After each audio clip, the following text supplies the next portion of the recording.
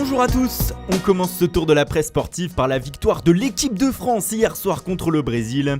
Les Bleus se sont imposés 2-1 après prolongation et se sont qualifiés pour les quarts de finale de leur Coupe du Monde. Amandine Henry a délivré ses coéquipières au début de la seconde mi-temps de la prolongation.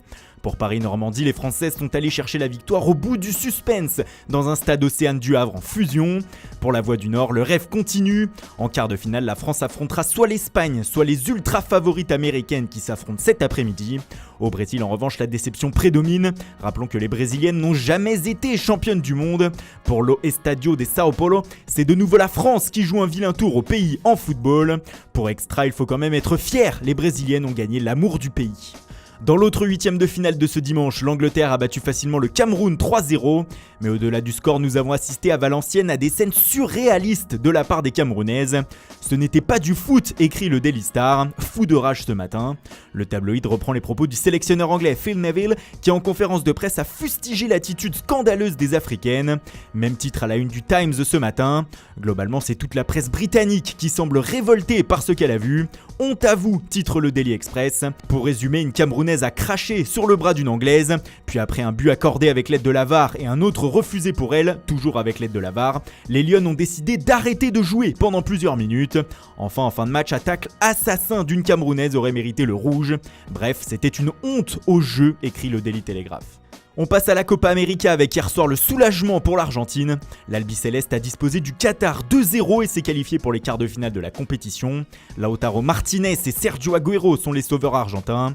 Désormais, il va falloir faire profil bas pour le quotidien Olé et se mettre au travail avant d'affronter le Venezuela en quart. Pour la Nation, cette qualification a été acquise dans la souffrance, comme depuis quelques années pour l'Argentine en compétition internationale. Dans l'autre match du groupe, la Colombie a battu le Paraguay 1-0.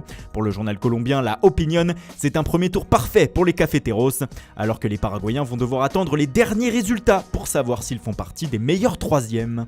Cette qualification de l'Argentine est aussi en une de Sport qui écrit que Lionel Messi a sans doute passé un bon anniversaire du coup. Mais le média catalan parle aussi mercato ce matin avec en première page Daniel Alves.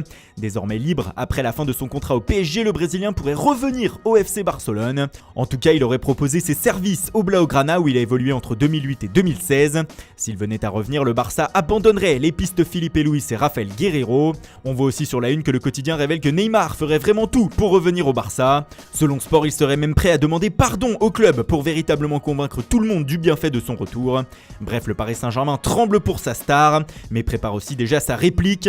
Selon le Corriere dello Sport, le club de la capitale va offrir une somme de 75 millions d'euros à la Lazio pour Sergej Milinkovic-Savic, un très gros montant qui pourrait se révéler insuffisant, les Romains demandant 100 millions d'euros. Le PSG qui est aussi toujours dans la course pour Matthijs de Ligt. Problème, ces derniers jours, la Juventus Turin semble avoir pris le dessus sur ce feuilleton de l'été. En effet, en croire la Gazzetta dello Sport, la vieille dame continuerait son pressing intensif auprès du défenseur néerlandais. Ils auraient proposé pas moins de 12 millions d'euros de salaire annuel aux joueurs de l'Ajax. Une somme que pourrait mettre aussi Paris sur la table, mais que le Barça refuse d'avancer. On se dirige donc vers un duel Juve-PSG sur ce feuilleton. La Gazzetta qui parle aussi du dossier Romelu Lukaku. Selon le quotidien transalpin, Antonio Conte voudrait à tout prix le Belge dans son équipe de l'Inter et le plus rapidement possible. Pour cela, les Lombards auraient fait une première offre de 60 millions d'euros à Manchester United pour leur attaquant. On attend désormais la réponse des Anglais.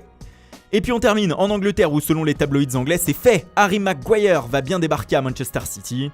Le défenseur central de Leicester devrait rejoindre cette semaine l'effectif des Citizens selon le Mirror. Et le tout en devenant le défenseur le plus cher de l'histoire. 80 millions de livres, soit 90 millions d'euros, vont être nécessaires aux champions d'Angleterre pour le faire venir. Soit 6 millions d'euros de plus que ce qu'a payé Liverpool pour attirer Virgil van Dijk. Voilà, c'est tout pour ce matin. Merci pour votre fidélité, bonne journée à tous. Et rendez-vous dès ce soir pour un nouveau journal du Mercato.